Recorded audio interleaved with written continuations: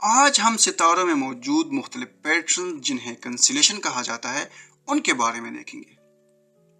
تو اگر ہم آسمان میں موجود کچھ مخصوص ستاروں کو اگر ہم آپس میں ملائیں اور ان ڈاٹس کو اگر ہم کنیکٹ کریں تو ایک ریکگنائزڈ شیپ بن جاتی ہے، جیسے کہ یہاں ایک اسکورپین کی شکل بن جاتی ہے، اسے کنسلیشن کہا جاتا ہے۔ اسی طرح اگر ہم ان مخصوص ستاروں کو اگر ہم آپس میں ملائیں تو ایک شیر کی شکل بن جاتی ہے، جسے لیو کنسلیشن کہا جاتا ہے۔ یہ بالکل ایگزیکٹ شیپ میں نہیں ہوتی، اور پرہیز جو سب سے مشہور کنسلیشن ہے اسے اورائن کہتے ہیں، اور اس اورائن کے بارے میں بڑی انٹرسٹنگ سٹوری ہے۔ وہ کہتے ہیں کہ پرانے زمانے میں یونان میں ایک بہت بڑا ہنٹر ہوا کرتا تھا جس کا نام اورائن تھا۔ وہ بڑا بہادر تھا اور اس نے کلیم کیا کہ میں دنیا سے سارے جانوروں کا خاتمہ کروں گا۔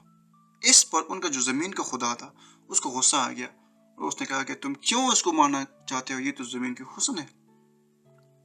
تو اس کو ختم کرنے کے لیے، اس کو مارنے کے لیے اس نے ایک بہت بڑی بچھو بھیج دی۔ ان دونوں کا بڑا سخت مقابلہ ہو گیا اور آخر میں اس بچھو نے اس کو ڈانگ مارا اور اس کو کاٹا، اور تب سے ہی اورائن آگے بھاگ رہا ہے اور اس کے پیچھے پیچھے یہ اسکورپینس لگا ہوا ہے۔ اس واقعے کو ہمیشہ زندہ رکھنے کے لیے اور اس کو ایک نشان عبرت بنانے کے لیے ان دونوں کو آسمان پر چڑھا دیا۔ اب یہ دونوں اورائن اور یہ اسکورپیوس دونوں آسمان پر ہیں، اور آسمان میں جہاں اورائن ہوتا ہے اس کے بالکل اپوزٹ سائڈ پر اسکورپیوس ہوتا ہے۔ اورائن کی طرح آسمان میں ٹوٹل 88 ریکگنائزڈ کنسٹیلیشنز ہیں، اور ہر ایک کی اپنی ایک کہانی ہے، اور ہر ایک علاقے میں، ہر ایک کلچر میں مختلف کنسٹیلیشنز ہیں اور ان کی مختلف کہانیاں ہیں۔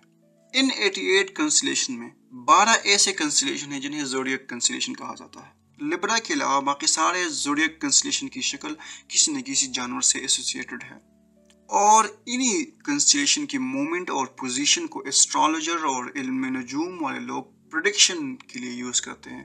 وہ اخبار میں آتا ہے کہ آج کا دن کیسا رہے گا، وہ انہی کنسٹیلیشن کی مومنٹ اور پوزیشن کے لحاظ سے وہ باتیں کر رہے ہوتے ہیں۔ پرسنلی میں تو اس پر اور ایسٹرولوجی پر بلیو نہیں کرتا، لیکن for the sake of knowledge میں اس پر ایک نئی ویڈیو بناؤں گا۔